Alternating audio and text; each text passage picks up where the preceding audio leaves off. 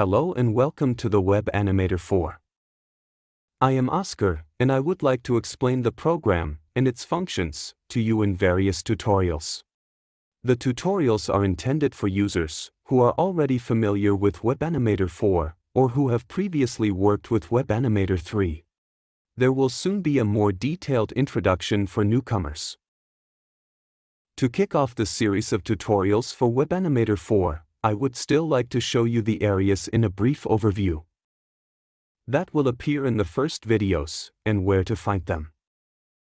After you have either started a new project or opened an existing one, you are taken to the work interface. The first thing we want to look at now is the timeline area, which is the most important part of Web Animator. The timeline is divided into two sections. On the left we have the actions. Here the elements that we place at the top of the stage are given a name, which you can also change with a simple double click on it. On the right-hand side is the area where the elements are set in motion by inserting key images. What we still need is the record button and then the playback function for the timeline. The second area we want to look at is up here. This is where our shapes are. If you click on the small arrow to the right of the icon, the shape pool will open, from which we will then help ourselves. And so we come to the third area. When we create a new form or click on an existing one, switch here on the right the view from Properties Scene to Properties Form. Here we also find our form name again, which you can of course change here too.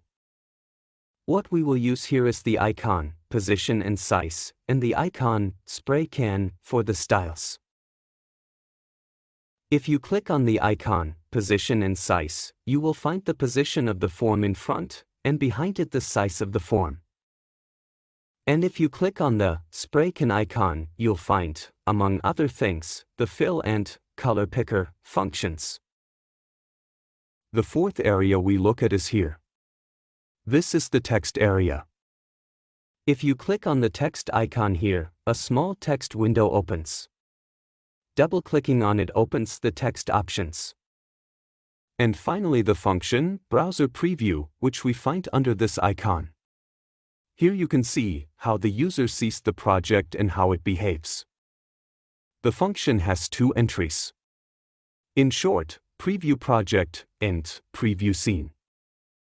The Preview Project, also called Show Project in Browser, allows the browser view of a project with several scenes. The Preview Scene, also known as viewing the current scene in the browser, allows you to view only one scene of the project in the browser. So, these are the areas we will be using in the first tutorials. All other functions will then be described gradually in the tutorials. Okay, then we'll meet again at the first tutorial, Key Image Part 1. If you liked the video, please leave a like here, and if you want to see more, don't forget to subscribe. You're Oskar.